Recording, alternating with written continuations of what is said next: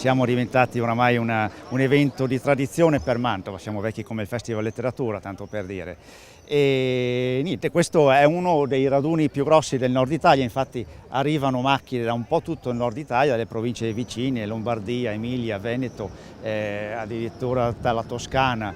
Pensate che come numero di autovetture siamo secondi solo dopo il Grande Tazio Nuvolari, il Gran Premio Nuvolari. Oggi infatti sono previste circa l'iscrizione 250 vetture. Il club fu fondato proprio per la passione della 500, la mitica bicilindrica di casa Fiat, e noi abbracciamo la storia della 500 dal 57 ai giorni nostri. Infatti da un paio d'anni a questa parte abbiamo all'interno del club anche una scuderia di 500 moderne, quindi siamo uno dei pochi club dedicati alla 500 in toto, diciamo. Poi oggi noi abbiamo anche altre auto di interesse storico di varie marche, abbiamo delle Balilla, abbiamo un particolare mezzo in fondo alla piazza che non tutti gradiscono avere davanti, ma anche questo è molto interessante da vedere. Abbiamo delle Citroën, delle Mercedes, c'è un po' di tutto insomma.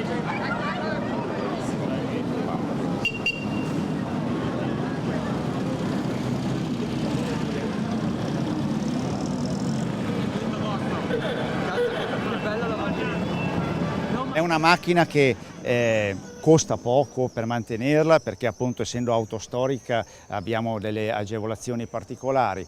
Non costa poco invece per restaurarla, perché il restauro spesso supera il valore dell'auto. Partiamo alle 10:30, attraversiamo un po' la provincia di Mantova, andiamo verso le colline moreniche, faremo sosta quest'anno a Guidizzolo, dove quest'anno, oltre ad avere il patrocinio del Comune di Mantova, anche Guidizzolo ci patrocina questo evento perché appunto sosterremo nella loro cittadina.